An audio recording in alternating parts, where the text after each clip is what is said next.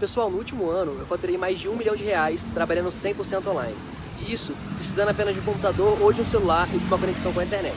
Você quer aprender como que você também pode fazer isso? Então clica no link na descrição desse vídeo que eu vou te contar o meu segredo. E o Corinthians pode, depois de 80 anos, né? Ser tricampeão. Não é fácil não, ser tricampeão paulista não é fácil não. Trabalhar E pra caiu isso, na tua mão, já pensou o mesmo treinador? Que legal. Trabalhar bastante para estar lá em Não sei cima. se a gente tem algum tricampeonato fora o Muricy com o São Paulo do brasileiro recente no Brasil que tenha sido com o mesmo treinador. É raro, né? Teve um intervalo, você está de volta. Sim, né? sim, verdade. Ô Fábio, como é que foi? Fala um pouquinho da Arábia, como é que foi essa experiência? Para muita gente seria ficar mais tempo, pela tua competência, evidentemente, mas a Arábia vive momentos, diplomaticamente falando, do ponto de vista do regime que acontece lá, muito momentos conturbados, enfim. E você está de volta, como é que foi essa experiência lá? Foi maravilhosa, né? Foi uma experiência muito boa. Vivemos muito bem não sei se algum de vocês acompanharam o Brasil contra a Argentina, gol do Miranda no último minuto, foi em Jeddah, na cidade que eu morava. E cidade no litoral, no Mar Vermelho. Eu conheço, já estive lá fazendo um amistoso da seleção uma vez. A cidade é espetacular. Todas as condições para viver bem. Então a minha reclamação, né, e a reclamação da minha comissão é só na questão da estrutura. Nós fomos contratados para melhorar a estrutura do clube também, mas assim, o ministro que nos contratou ficou doente e de 6 meses que eu fiquei no país, ele só ficou 10 dias, ficou em Manhattan tratando de um problema muito sério de saúde. Eu não quis ficar incomodando, né? Mas mesmo assim o trabalho estava sendo muito bem feito, estávamos em quarto no campeonato quando eu anunciei que ia sair a minha volta. Um time que subiu da segunda, um time que teoricamente era para estar em 11º de 16 equipes, nós em quarto lá, junto com os grandes do país, né, com o Hilal, com o Al-Shabaab, enfim, com essas equipes. Então foi uma experiência muito boa mesmo. E o que te levou a voltar para o Brasil, afora essa questão da estrutura? Ficar menos tempo, talvez, do que se pudesse imaginar. Conversando com o meu empresário, com o Paulo Pitombeira, depois com o Andrés Sanches e com o Ronaldo, o fenômeno, né? E o Ronaldo falou assim, Fábio, você está fazendo um grande trabalho aí, mas ninguém está vendo, né? Então, acho que pensa bem em uma possível volta, para te abrir mercado para a Europa, que a minha geração, acho que tem tudo para fazer grandes trabalhos em clubes da Europa. O Felipão fez um grande trabalho na seleção de Portugal. Em clubes, assim, não teve alguém que fez. E os nossos cursos estão sendo aceitos, daqui um pouquinho vão ser aceitos para a Europa. Verdade. Né? Então foi uma ambição profissional mesmo, e com essa dificuldade de estrutura, sentei com a comissão, com a família e decidimos voltar. Vou abrir aqui para as perguntas iniciais dos nossos companheiros. Posso falar? Posso? Deve, Maestro Júnior, começando por você. Não, se o Marco quiser, como ele, o nosso decano aqui, por favor. Mais ou menos. Não, decano, nosso decano. Mandou bem, Maestro, gostei dessa. O mestre é você, Júnior. Por favor. Eu queria perguntar, Então, pronto. perguntar ao Fábio o seguinte, porque o início dos campeonatos estaduais, eles são sempre complicados. Primeiro, os clubes grandes saíram de férias em dezembro, né? Quer dizer, tiveram somente, no máximo, um mês de férias e 20 dias para poder se ajustar. Os times que não estavam participando do Campeonato Brasileiro automaticamente já começaram a treinar desde novembro, quer dizer, já estão com a rodagem maior, né, nas pernas para poder. E a gente viu que na maioria dos jogos, né, dos pequenos contra os grandes, é uma correria desenfreada, né? Existe a diferença técnica. Um outro problema que a gente tem visto é o seguinte: alguns, do que é o teu caso, estão refazendo toda a equipe, né? Talvez o Abel pegou uma equipe já montada do Flamengo, o Renato com o Grêmio, o Mano com o Cruzeiro, né? O Cruzeiro perdeu peça importante, mas o Felipe no Palmeiras. Mas tem pelo menos uma espinha dorsal que eu acho que é a maior dificuldade. Esse teu período, naturalmente, a ladeira vai ser muito mais íngreme que das outras vezes, onde você já tinha uma equipe montada. Primeiro, como é que você vê exatamente essa grande dificuldade dos treinadores nesse início de temporada? Exigência da torcida, sobretudo dos resultados, porque ninguém tem paciência, né? Tá todo mundo querendo resultado, ainda mais quem faz as contratações. Como é que você está vendo exatamente essa tua nova fase no Corinthians aí, com todos esses probleminhas aí? Pô, Júnior, ótima pergunta. A questão física ela é um problema muito sério. Tem equipes aqui do interior do Campeonato de São Paulo que começaram a treinar dia 5 de novembro, né? O São Caetano começou em dezembro, 30 dias a mais de trabalho. Então, por isso que eu saí muito feliz do jogo de ontem, que as ideias que a gente treinou em 15 dias tentaram triangular, tentaram chegar. uma linha defensiva assim, bem organizada para uma equipe que veio jogar no contra-ataque e saíram na frente com um gol de pênalti. Então isso me deixou bastante feliz, mas é um problema que a gente vai ter todos os anos. Não tem como mudar, né? A gente tem que dar 30 dias de férias, os clubes têm que dar 30 dias de férias, então a gente volta no começo de janeiro e por conta de Copa do Mundo ou por conta da Copa América que vai ter, o campeonato encurta e começa antes. E é um desafio todo ano. A questão da montagem, da remontagem, em 17 também foi bem complicado, Júnior, logo que eu assumi. Né? O próprio Balbuena não tinha firmado ainda, era muito criticado. De 16, o Jô, aquela dúvida que todos tinham do Jô, né? Que tem um do Rio Grande do Sul e outro de Minas, que pode falar bem, né? De toda a história que o Jô passou e ele mesmo criou. A gente tinha muita dúvida sobre ele. Enfim, Jadson voltando da China, enfim. Então, hoje eu vejo o grupo mais equilibrado que 17. Né? Em 18, a gente já tinha ideia de jogo formada. Só foi a mudança de tirar um 9 e fazer tipo um 4-2-4 com Jadson e Rodriguinho, mas já tinha uma ideia formada. Hoje eu vejo um grupo mais qualificado, mas que tem que passar por esse entendimento de jogo, esse entrosamento. Né? Então os primeiros jogos assim vão ser um pouquinho de dificuldade, mas a gente não pode se perder no momento que dá errado. Né? Muitas vezes são 2, são 3, são 4 jogos que vão te mostrando e você vai achando as peças e principalmente o jeito de jogar. Vamos lá, Marco Antônio, vamos fazer esse revezamento. Vai lá, Bodão. Quando você chegou, o Corinthians já tinha feito algumas contratações. Na semana passada, depois de 2 anos, o Corinthians conseguiu um patrocinador importante, patrocinador principal, que dá um reforço substancial para o clube financeiro. O Corinthians vem tendo problema financeiro. E fez uma revisão do contrato com a fornecedora de material esportivo importante também, né, Marco? Também. Os seus rivais locais, Palmeiras tem um super elenco, continua contratando muito bem. São Paulo fez contratações caras, importantes. Se esse dinheiro tivesse visto antes, quando você chegou, você teria indicado contratações mais ousadas do que o Corinthians fez até agora? Claro que quando você vê assim que o clube está com um poder maior, é claro que você vai buscar peças assim com mais qualificadas, né? Mas desde o momento que eu fui contratado, eu sabia das dificuldades. A diretoria está trabalhando ainda. Pode chegar alguns jogadores assim importantes, né? Pode chegar, está trabalhando bastante. Mas com certeza, né? Se você tem um poder maior, você acaba qualificando, acaba equilibrando mais ainda o seu grupo para que você tenha um elenco forte. Repetindo, Júnior, se nós chegarmos a todas as finais, pode bater 82 jogos no ano. Não é fácil, né?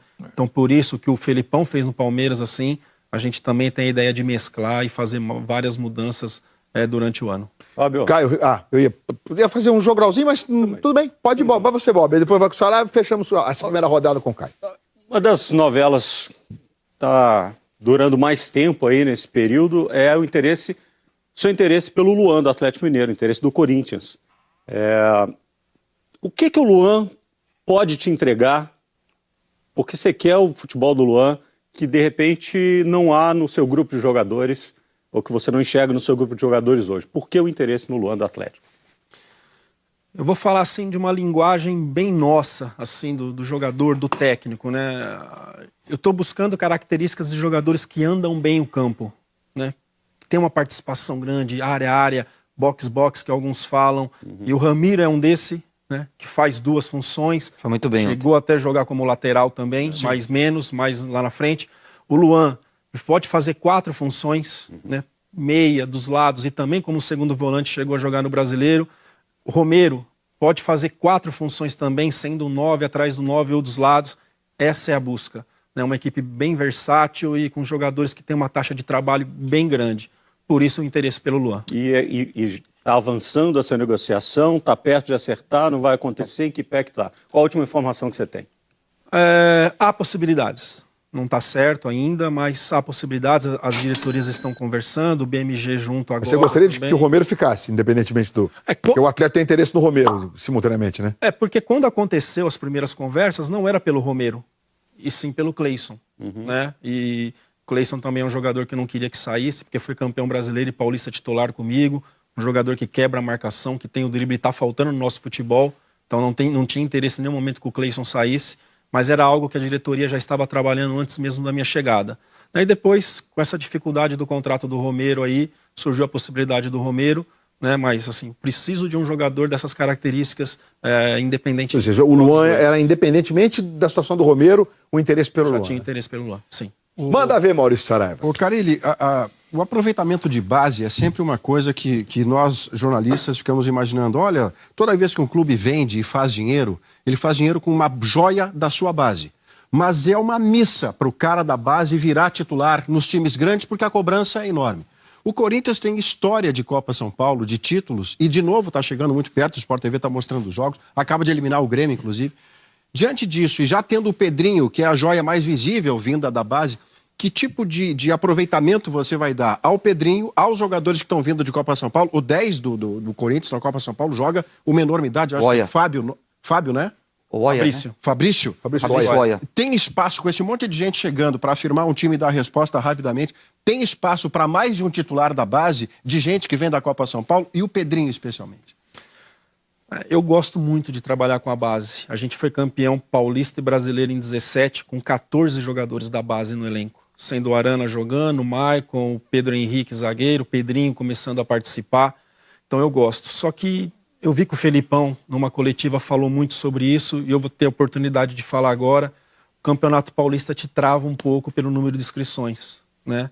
A gente tem, que nem o número 7 da Copinha, Janderson e o quarto zagueiro, que até jogou no Botafogo do Rio, Júnior, Caetano, jogadores de muita qualidade, mas não tem um ano de clube, teria que ser inscrito na lista A, e eu não tenho espaço na lista A, não pode ser na B porque não tem um ano de clube, e você fica amarrado. Só situando para o telespectador, né? Porque em São Paulo a federação e os clubes acabaram aprovando, meio que para proteger a escalação de um time, entre aspas, titular, né? Porque na verdade isso tende a mudar, porque a prioridade não é mais um campeonato ou outro, a prioridade é o jogo seguinte, se você vai botar esse ou aquele e jogar 52 partidas por temporada no máximo pro jogador, essa é a conta, né? Obviamente que mais pra frente você vai priorizando, tá no mata-mata, Libertadores, Copa do Brasil, você vai priorizar essas competições, seja a outra qual for.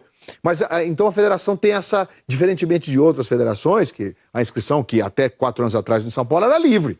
Sim. Botava pra jogar quanto jogador você quisesse. Agora você tem um limite, 28? 26 jogadores. A lista A são 26, a lista B é da base. Que tenha um ano de clube. Tem um ano de clube que tenha participado em algum jogo da base. E aí você ia completar, eu te interrompi, porque muita gente fala, nossa, mas não pode. Então em São Paulo tem essa diferença em relação a outros estaduais. Então você pega o Janderson, que o Corinthians, bem provável que vai comprar o jogador, pensa em fazer um contrato de 4 anos, então tá fazendo um trabalho para ter o jogador e você não pode colocar na sua lista B e você fica amarrado. Então a gente muitas vezes assim, então foi uma briga essa semana para resolver quem é essa lista, enfim, mas faz parte todo ano. Mas eu gosto de trabalhar muito com a base, né? Mas infelizmente esse ano a gente vai ter um pouquinho de dificuldade. E o Pedrinho especialmente?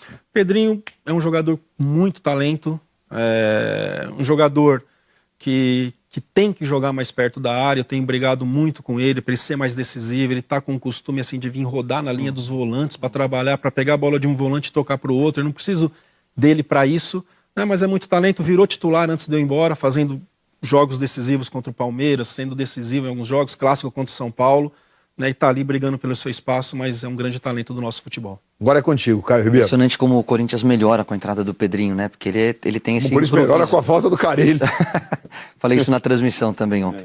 Carille, eu queria falar um pouquinho mais de ideias. Você vem da escola do Tite, né? O Tite ganhou tudo quando era treinador do Corinthians e na primeira passagem dele ele jogava fechadinho, jogava por um contra-ataque. Até de uma maneira parecida como você dirigiu o Corinthians nesse período super vitorioso. Você pretende acrescentar alguma coisa ao teu trabalho? Você aprendeu alguma coisa lá fora que você possa acrescentar esse novo Corinthians? Te pergunto isso porque a segunda passagem do Tite, e ele mesmo reconheceu isso, já era um time, ele falou, eu tenho um sistema defensivo muito sólido, eu preciso melhorar do meio para frente. E melhorou. E o Corinthians ganhou o que ganhou. Ontem eu vi um Corinthians com mais posse de bola, com mais movimentação. É claro que o resultado não foi o esperado, é o início de um trabalho, a gente tem que levar tudo isso em consideração, mas eu já vejo um início diferente do último Corinthians do ano passado. Você pretende mudar alguma coisa no teu estilo de armar a equipe? A gente tem que estar preparado sempre para inovar dentro do que você tem no elenco, né? Então, com as possíveis chegadas e com os jogadores que a gente está conhecendo, assim, Caio, independente de onde jogar, eu quero ter 2 meias em campo, né? Acho que meia pensa, meia para a bola, meia direciona o jogo. Então, assim, a ideia de ter Jadson ou Sornossa, Jadson ou Pedrinho, Pedrinho ou Sornossa, Matheus Vital, o Júnior acompanhou bem ali no Rio de Janeiro também. Então são jogadores que são esses meias. Acabei jogando no 4-2-4 esse ano, sendo os dois meias mais que pensava como os dois mais adiantados, que era Jadson e Rodrigo. Né? Então eu tenho essa ideia, mas ainda é muito cedo para saber o que eu vou conseguir acrescentar, porque ainda estou conhecendo, os jogos vão me mostrando algumas coisas, sei que eu tenho que triangular melhor pelo lado esquerdo, né? Ainda mais se eu tirar esse meia de lá para flutuar, que está sendo Sornossa nesse início. Então, a cada jogo vai te mostrando alguma coisa e a gente tem que estar preparado para melhorar. A característica dos jogadores vai te influenciar, vamos dizer, numa possível modificação do sistema de jogo? Sim, vai. Com esses jogadores, tipo característica do Ramiro, eu posso jogar mais adiantado porque eu tenho uma transição defensiva melhor. Né? Se eu tenho um time mais pesado, eu jogo mais atrás porque minha transição defensiva não é... Então são ideias, a gente tem que estar atento o tempo todo, porque os treinos e os jogos vão te mostrando e você não pode deixar passar nada. Mas como ideia de mercado, seria mais um atacante de beirada e um lateral esquerdo? Tem outras coisas aí, cara. Tem outras coisas acontecendo aí, vamos esperar. Aqui, a forma como você voltou para o Corinthians, saiu, você começou no Corinthians, vai ficando, bateu campeão e tal, não sei o quê. Daí saiu. A forma como você voltou, aumenta a pressão ou diminui? A pressão pelo resultado do seu trabalho? Aumenta a confiança, portanto aumenta a pressão? Como é que você sente isso aí? É mais pressão, sim, mas eu prefiro assim. Né? Eu tenho algo comigo assim, que quando todo mundo pensa positivo, quando a torcida está acreditando, eu acho que as coisas fluem de uma forma melhor. Né? Falei isso em algumas entrevistas, vocês devem ter visto. Eu em 17 não podia perder um par ou ímpar. Né? Se eu faço uma Flórida ruim lá contra Vasco e São Paulo, ali talvez já nem continuaria. Futebol é assim, né? Eu assumi sabendo de tudo isso, então joguei por resultados mesmo. Coisa que em 18 já foi diferente. Fui para uma preparação diferente lá na Flórida, coisa que está sendo agora diferente. Com 60 minutos contra o Santos, um clássico, eu tirei o time todo, né? Pensando na preparação, pensando na pré-temporada. Então, assim, a pressão ela sempre vai existir, só que assim, o torcedor acreditando pode trazer bons fluidos e com um trabalho sério ali. O torcedor do Corinthians parece que, de repente, ele que reivindicava tanto, o torcedor do Corinthians passou nos últimos anos a entender o time. No final do ano passado, o Corinthians estava quase caindo, brigando lá embaixo. O torcedor era paciente, sabia da limitação do time e tentava jogar com o time o tempo todo. Parece que a pressão que você diz é uma coisa é mais de fora, talvez, da mídia, porque a torcida mesmo no estádio vem sendo muito positiva já faz tempo, hein, Carlinhos? Eu tenho muitos anos ali de clube, né? Desde 2009, quando o Mano Menezes me levou em janeiro de 2009, é uma torcida que ela apoia, ela vai cobrar depois, né? Na semana, depois do jogo, antes do jogo. Mas na hora do jogo ela vem junto, né? Ela vem junto. E o Corinthians é algo que se dedicou, você conquista. O jogador se dedicou. Então, muitas vezes é um clube que um jogador que não tem tanta qualidade técnica se identifica. Que é uma coisa de identificação. E muitas vezes um craque não consegue jogar. É importante o jogador saber disso também, né, cara? E muitas vezes um craque não consegue jogar. Claro. Né? Então, não tem problema que perder a bola. Você não pode parar. Né? Já mudar o chip e sair atrás. É isso que a gente já vem fomentando. O Ramiro, nessa levada da definição que você acaba de fazer, é o tipo do cara que, se não tiver nenhuma outra razão dentro do campo técnica, ele vai levantar o torcedor por esse tipo de entrega. Sim. O Luan também. O Luan também. Oh, né? certamente. Você imagina o Ramiro com a função importada do que fazia no Grêmio, exatamente a mesma no Corinthians, lá do corredor, avançando, voltando, ou você pensa no Ramiro, já que ele faz mais de uma outra forma? Ontem ele jogou um pouco diferente, né? Já jogou mais como um pouco mais por dentro. A princípio, ele por dentro junto com o primeiro volante, deixando... Que é a posição original dele desde o Juventude, segundo volante. Isso, que o Elias fez muito no Corinthians, Paulinho, Maicon agora o ano passado, essa característica de deixar, de ter qualidade do jogo curto, de finalização de média, de infiltração na área para fazer gol. Tem vários gols no Grêmio ele aparecendo de surpresa. Então, a princípio, essa é a ideia. Se chegar outros jogadores, aí eu vou pensar numa situação mesmo de mudança e talvez levar ele para o corredor.